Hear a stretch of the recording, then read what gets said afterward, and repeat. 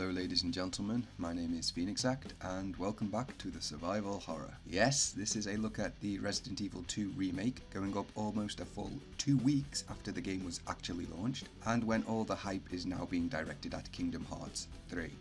Anyway, on to the game. Obviously, this is a remake of the second game in the series, and one that is often held up as a contender for the best entry in the franchise. So it would be understating things to say that this reimagining of an old classic has a lot to live up to, but in my opinion, it more than delivers. For a start, the atmosphere is often tense, occasionally haunting, and usually nerve-wracking. The musical score for the remake is a lot more subdued than the original, but it works well, with the softer tones helping to create a more tense atmosphere in a more subtle way.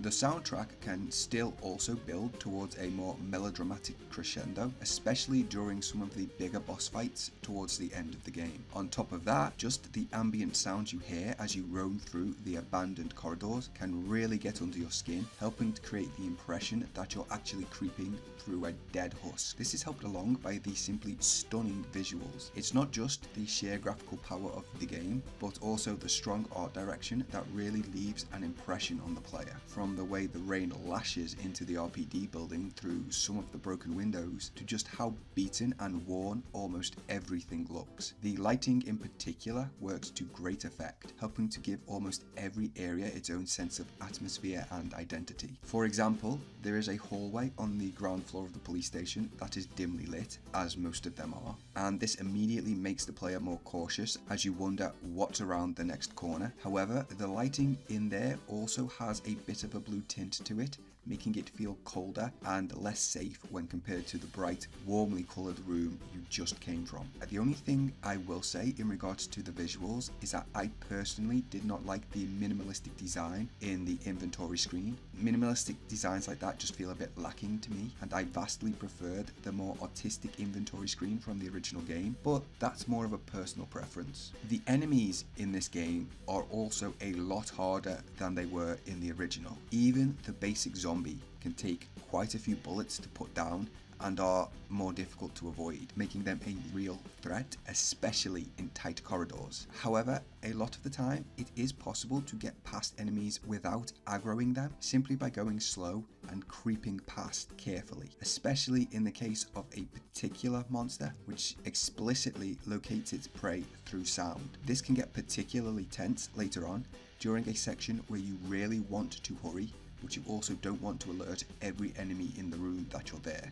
Unfortunately, whilst making the enemies extra tough has made them more intimidating, it can also be rather frustrating. Sometimes you can pump round after round of ammo into an enemy and they still get back up. This can make it feel like you're simply wasting ammo and making no real progress. It's not so much the toughness of the enemies, but the huge amount of variance in the amount of damage they take. This is especially bad with the zombies, and it leads to situations where you wonder, will this zombie go down after 5 shots, or will it make me empty the entire magazine? Then again, this is a survival horror. Careful management of resources is part of the genre, and it does get easier as you acquire better weapons and weapon mods, although you may want to save those for later. As I said though, it's not how tough the enemies are, it's the huge amount of variance between them that makes it difficult to plan ahead. Although that said, the game does a good job of keeping you low on ammo while still providing enough for you to make it through, creating tension without letting the situation become completely hopeless, at least most of the time. The writing in this version is vastly superior to the original, as you might expect, with the plot making just that little bit more sense, or as much sense as a Resident Evil plot can make.